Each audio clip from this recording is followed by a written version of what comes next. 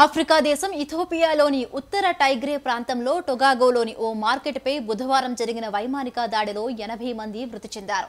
ఈ దాడుల్లో వందలాది మంది గాయపడగా వీరిలో చిన్నారులు కూడా ఉన్నారు. గత ఏడాది నవంబర్ నుంచి ఇథియోపియా సైనికులకు టైగ్రే పీపుల్స్ లిబరేషన్ ఫ్రంట్ తిరుగుబాటు దళాలకు మధ్య భీకర దాడులు జరుగుతూ ఉన్నాయి. ఈ క్రమంలోనే వైమానిక దాడి చోటు చేసుకుంది.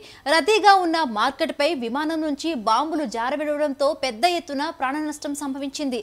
దాడిలో పడిన వారికి వైద్యం అందించేందుకు వైద్య సిబ్బందిని సైనికులు అనుమతించడం లేదు.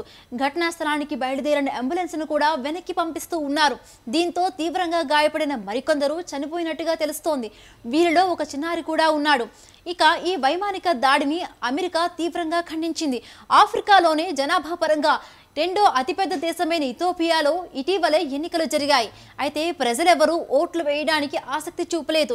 ఫలితాలు వెలువడాల్సి ఉండగా అంతర్యుద్ధం తారాస్థాయికి చేరింది.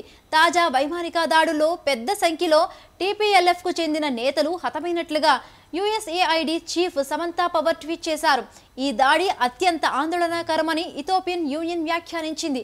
ఇది అంతర్జాతీయ మానవతా చట్టం, మానవ హక్కులపై జరిగిన మరొక భయంకరమైన దాడి అని ఐరోపా సమైక్య విదేశాంగ కార్యాచరణ సేవల విభాగం ఒక ప్రకటనలో తెలిపింది.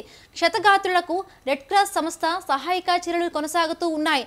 టిగ్రే రీజియన్లో తీవ్ర ఆహార కొరత నెలకొంది. గత కొన్ని నెలలుగా ఆహారం, ఇతర ప్రాథమిక సర్వీసులు నిలిచిపోయినట్టుగా మానవ హక్కుల సంఘాలు ఆరోపిస్తున్నాయి. బందీలుగా ఉన్న వారిని కలవడానికి అనేక మంది స్వచ్ఛంద కార్యకర్తలు ప్రయత్నిస్తున్నారు.